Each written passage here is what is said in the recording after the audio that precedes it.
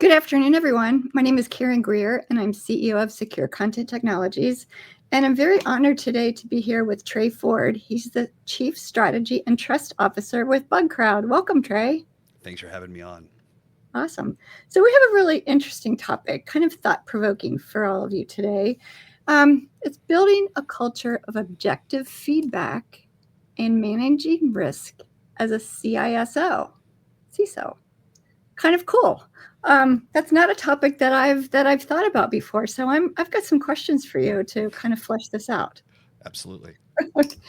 So I know in the cyber world that we're living in, things are changing so fast, like lightning warp speed. And I feel like there's a lot of unknown risks out there that probably are keeping a lot of these CISOs awake at night. Like, what do I do about the things I don't know kind of situation?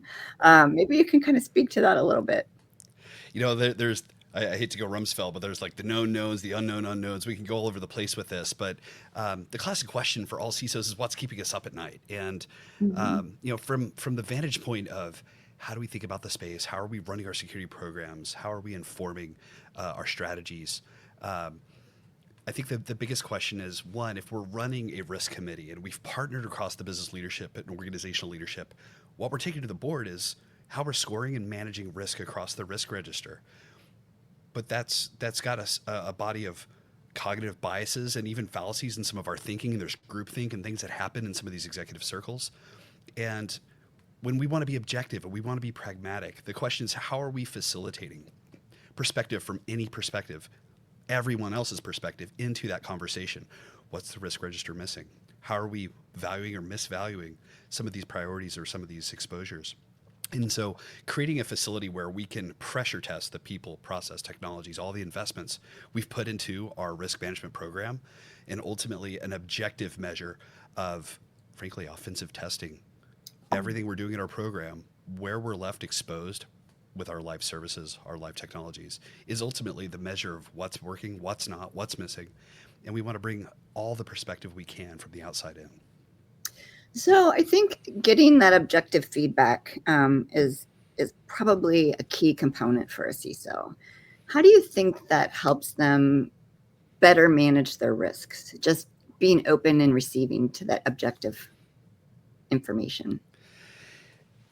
I don't think it's entirely possible to be truly objective about ourselves. Like we just can't be. Mhm. And laughably, this is like not just pop science, but I mean classical psychology and science tells us we can't be truly objective, not only about ourselves personally or about our teams, but about the decision making processes we're having. And so, classical wisdom and guidance was bring in an auditor. Let's do a risk assessment.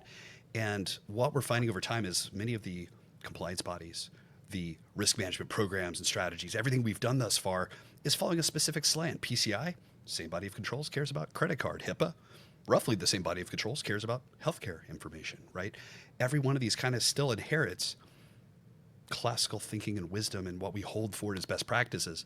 But the only acid test is where are we vulnerable right now? And so we've been doing a once a year disposable pen test where you get that assessment, that objective assessment, that team of folks that did a body of work in a window of time. And we're shipping code all the time. And our attack surface is changing all the time. And attack research is changing all the time. And so, how do we maintain currency with what our current exposure is right now? And I would advocate for this notion of objective scoring through offensive testing across all of your real estate. I like that idea. So I know in my business, one of the things that I believe in is really listening to my team, getting expert feedback from them. Oftentimes they'll think of things perhaps I won't. So in the security space, how do you think a CISO would build a culture like that, right? Like it, listening to the feedback because there's so much noise, but your team actually is on the front line, so to speak. And I think that type of a culture is a must have today. 100%. And, numbers don't lie. The majority of major issues I've experienced in my career, what we see from breach investigation reports, a lot of findings, a lot of incidents are kicked off through a customer service or a human reporting, hey, something looks out of place. It's not our technical measures. It's not our IDS. It's not our EDR. A lot of these things are kicking off because someone saw something out of place. And so I think I would zoom back and take a look at our companies. We go to market with these products and services that are perfect and they're great and they're the best in class, as opposed to, no, we're on a journey. We prioritize these investments. We were trying to achieve these outcomes, and we deprioritized a couple of those things. We've got work to do. The same thing applies to our risk register and how we're managing risk inside the company. We don't have all the jelly beans to fund all of the initiatives to do all of the things on all of our technology stacks. And so we're going to have to accept some level of risk, and we need to be able to be transparent and vulnerable about that.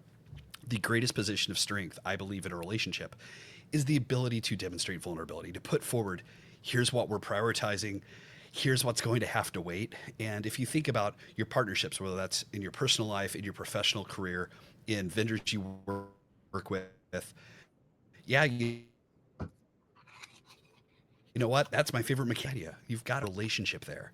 And so, how do we model this inside of our teams, inside of organizations? I think it starts at the top with the CISO and the other executives being able to demonstrate, like, look, here's what I'm working on right now. Here's on a personal or a leadership level, or as a team, things that we need to work on. And if we build that into our culture and put our lieutenants and our middle management forward into a place where it's safe to be on a journey, it's safe to not be perfect all the time, we make a lot of progress together. I think that those are excellent topics to bring into the picture. What do you think that embracing that does that help reduce the stress on the actual leadership team to create a culture like that's really just very open and thought provoking? I would feel like that would reduce stress immensely. I surely hope so. I mean, to be fair, receiving negative feedback, taking a difficult pushback is an awkward moment. But rather than avoiding that moment, you get to do business with something and it heads off bigger issues later. When we think about how we handle disclosures, the immune system of the internet, we're shipping all this code thing, and that goes through disclosure. And we've come a long ways, but I think we've got a long ways to go.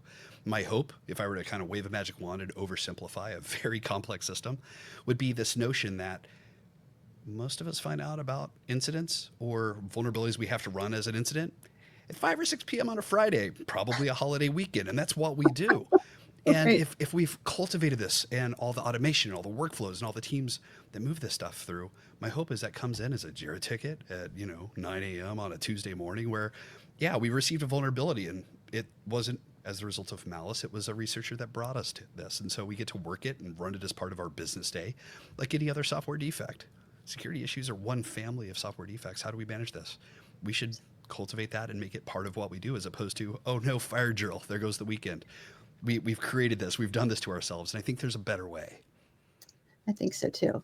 So one of the things it was very compelling and exciting for me to partner with Bugcrowd. I feel like as though not only do you all have this amazing forefront thought leadership and things that educate CISOs and customers alike, but can you maybe just give the listeners just a tidbit about what Bugcrowd does? Because you do a breadth of things, like Absolutely. really cool stuff, really cutting edge cool stuff. And I just love if you give just a brief description of that for us. Absolutely. So, if you're building software, if you're building technology, building hardware, you're building any product or service using technology, one, it's not going to be perfect. So, number two, how do you facilitate that feedback loop? How are you identifying vulnerabilities and guiding that journey? So, whether you're talking about a vulnerability disclosure program where you just let people tell you about vulnerabilities, or if you incentivize, you pay for results, a bug bounty program where you're paying folks for findings as they submit them.